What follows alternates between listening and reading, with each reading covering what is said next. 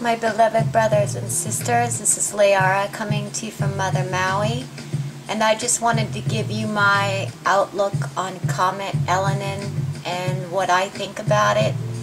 I know a lot of you are probably preparing yourself for some sort of a possible collision, cataclysmic activity, tectonic shifts going on, God knows, fire falling from the sky.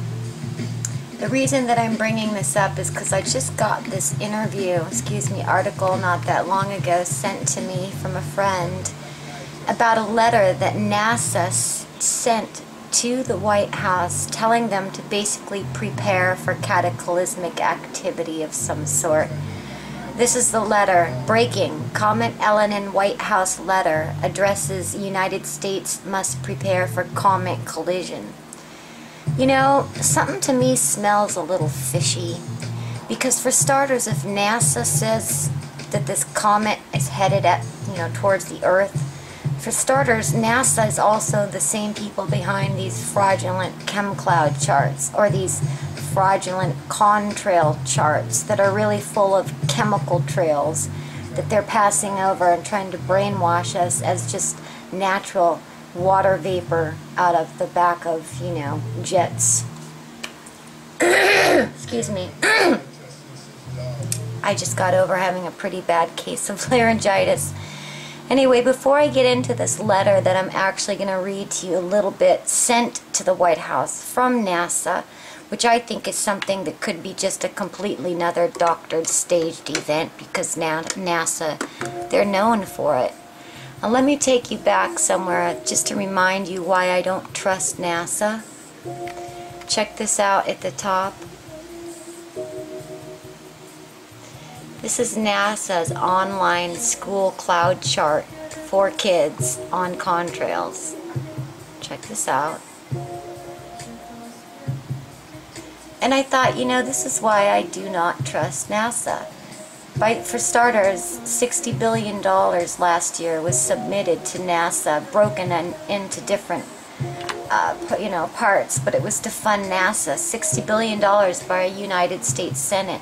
Even JFK said that NASA was part of the government they're a branch of, so that they can pull off the belief system of the world from every angle, through science, education, government, you name it.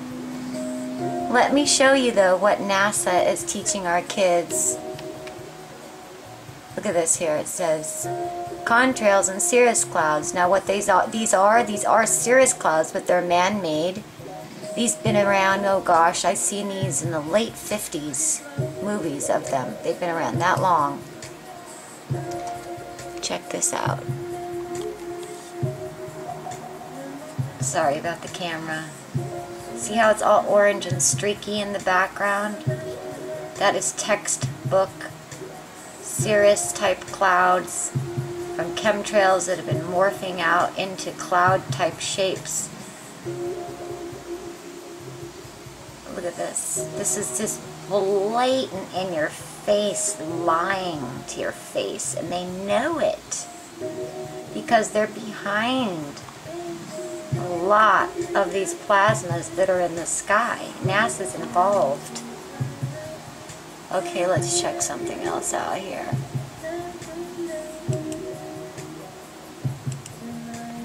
Going back to that cloud chart, another thing I'm going to check this out, guys.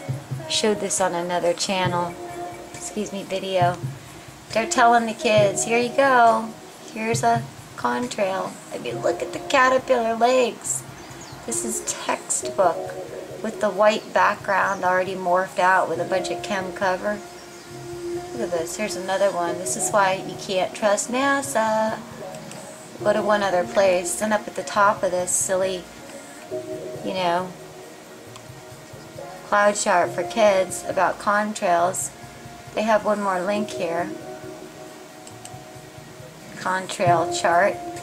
Let's take a look at some of this stuff. Mixed contrails. There's a picture down here I wanted to show you guys. Oh, please. That's not it. Sorry.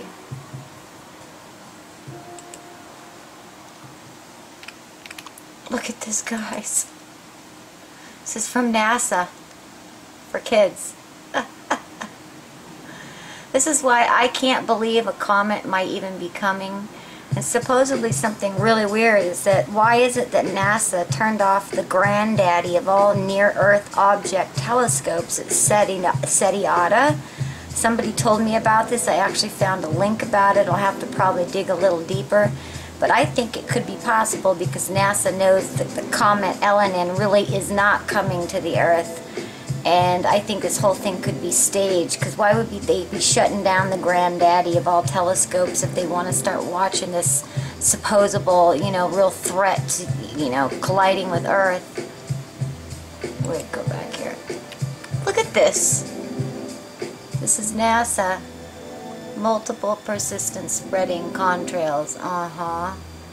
Now, $60 billion is sent to NASA to supply them with whatever they need. It's obvious the New World Order is definitely using this wing of agenda, this science empire. Look at this.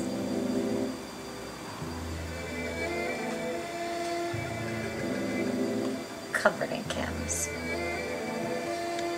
It's just horrific, man. There's one other pic. Oh my God, look at this. The whole back sky where it's all white, that's all chem, that's all like morphed out, and then these are all chemtrails. Look at this.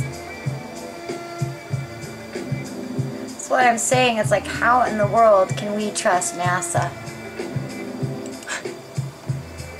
I'll go back to that letter, but I just kind of wanted to share with you a view for aircraft. Check this out. Just blatant chems. Look at this.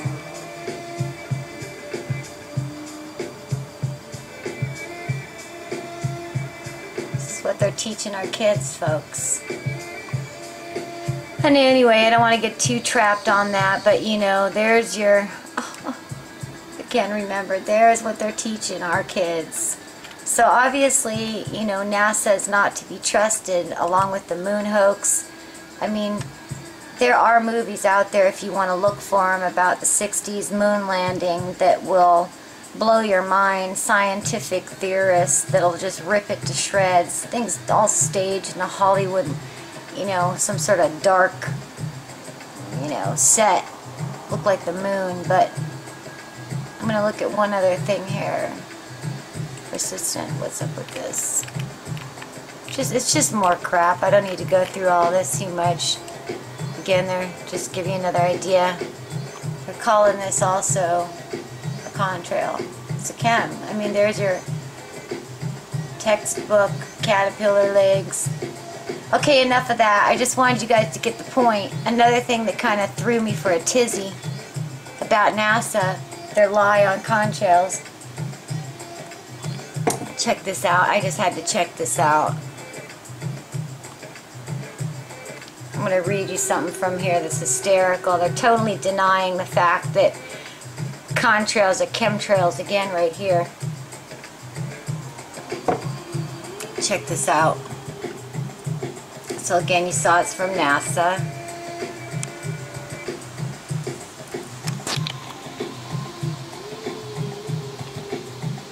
Clouds caused by aircraft exhaust may warm the United States climate.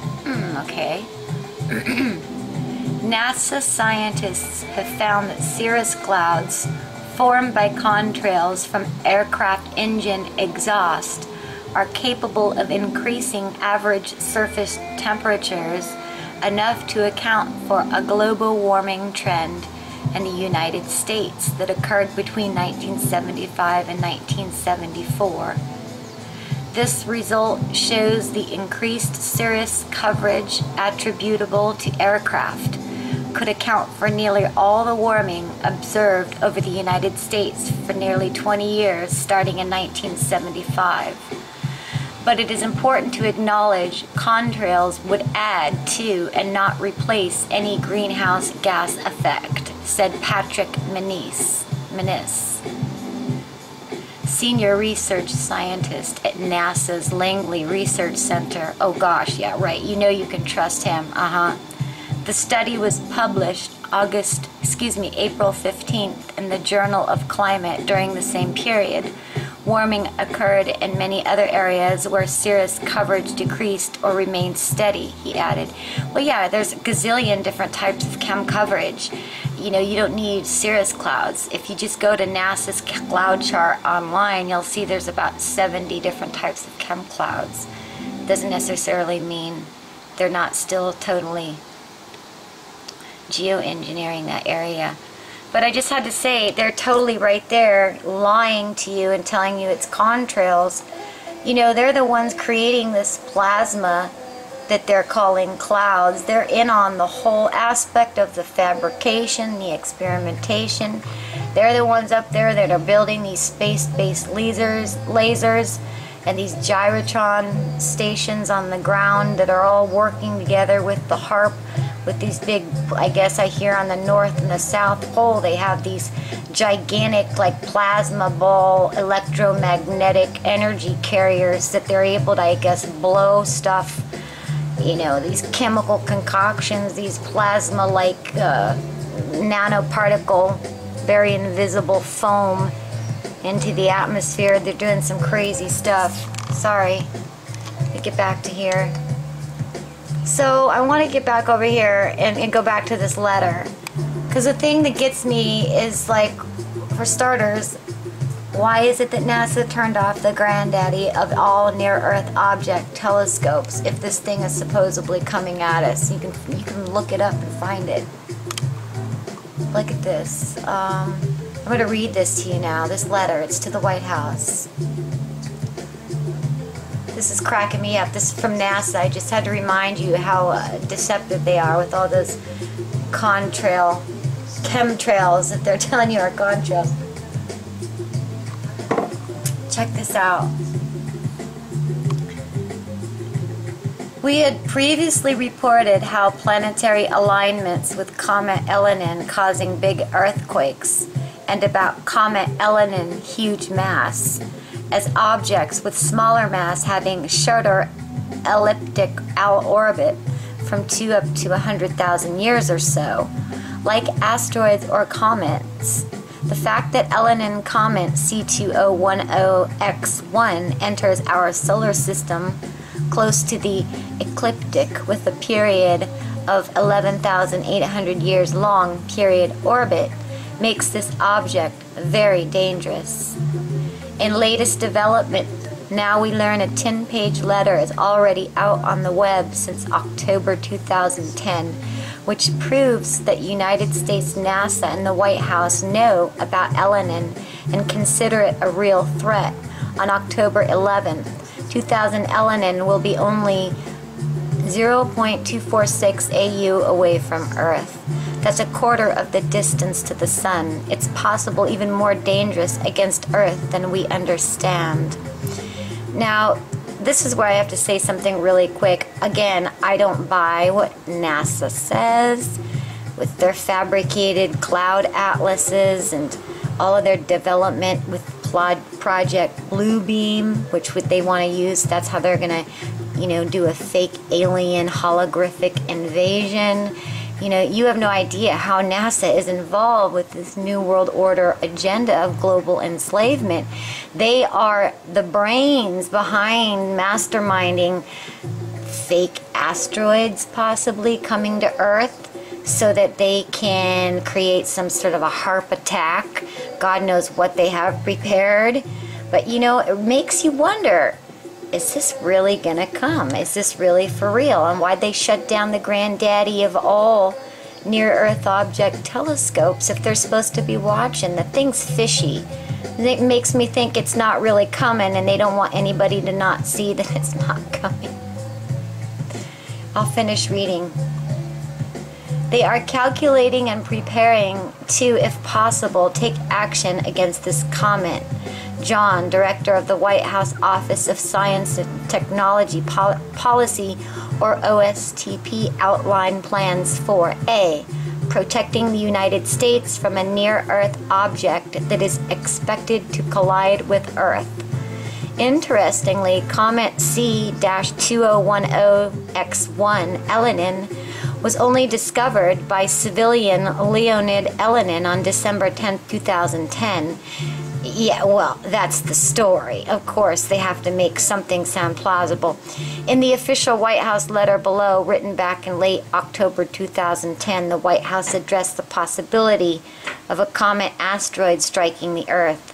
You know, with the fake moon landing and all the hocus pocus NASA does, you know, I don't know what to think, guys. This may not really be coming. And you know, they may have found something in the sky that isn't Comet Elenin that they're saying it is. I mean, these guys, they're thinking every angle of the analytical mind that would think of how it may not be. Let's continue to read. The terminology used in the letter, along with several other factors, The terminology used in this letter, along with several other facts that have emerged in the time since the letter was written, lead us to believe that our shadow government and elements within NASA have long known that anticipated effect of the arrival of Comet Elenin would indeed be much greater than what they are telling the public.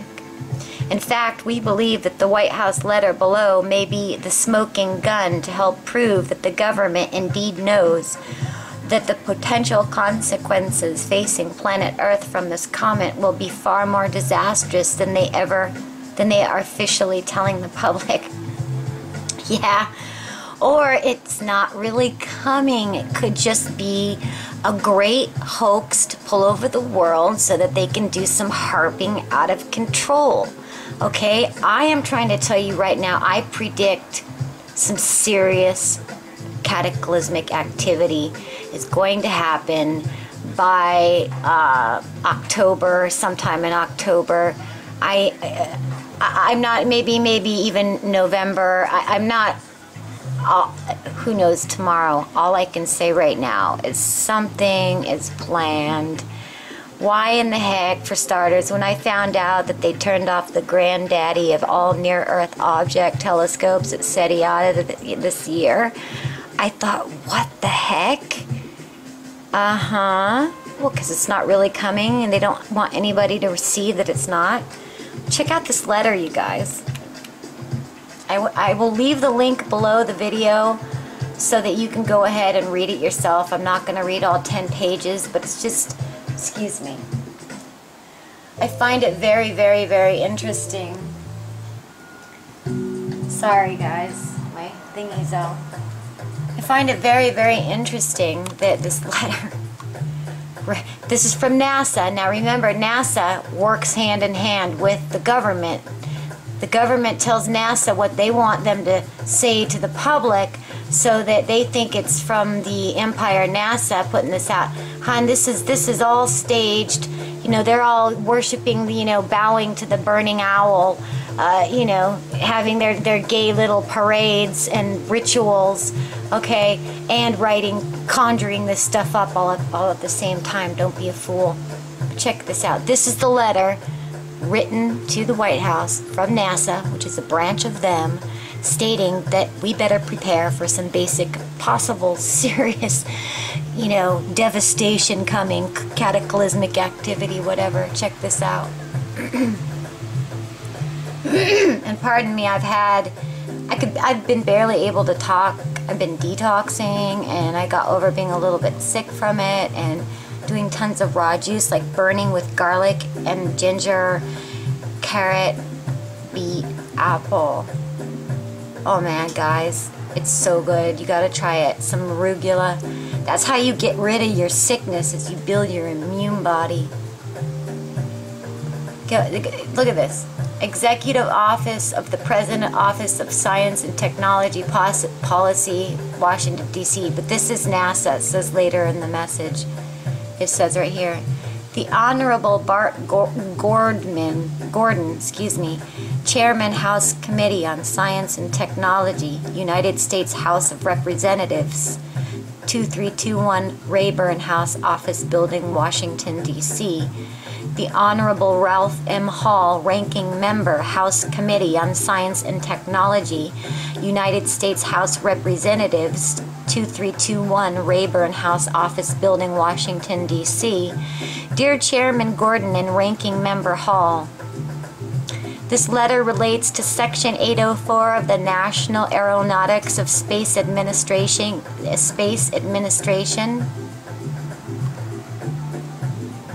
NASA Authorization Act of 2008, which directs the Director of the Office of Science and Technology, Policy OSTP, to 1. Develop a policy for notifying federal agencies and relevant emergency response institutions of an impending near-Earth object threat if near-term public safety is at risk, and 2. To recommend a federal agency or agencies to respond for. Yeah, like FEMA.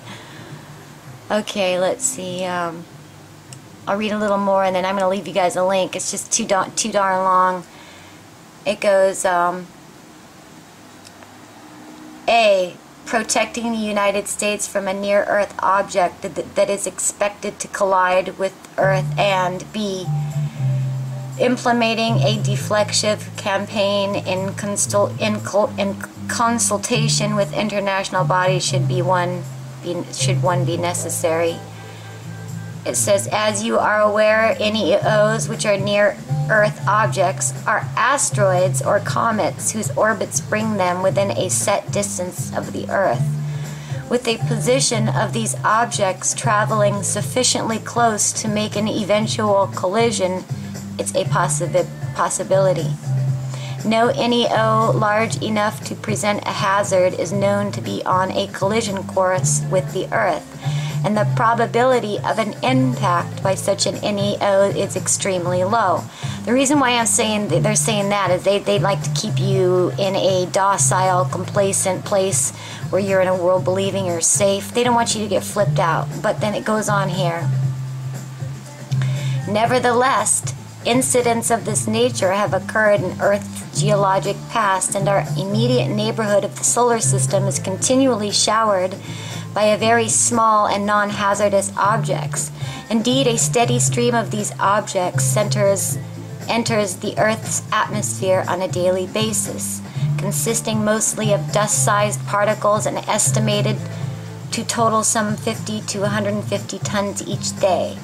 Thus, however remote it may be, the possibility of a future collision involved a more hazardous object should not be ignored.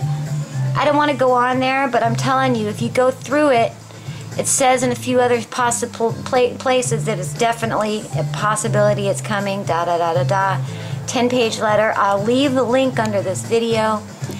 I just had to get my thoughts out to you guys, because it's like, you know, they're lying through their teeth all over the place, especially with this one as well.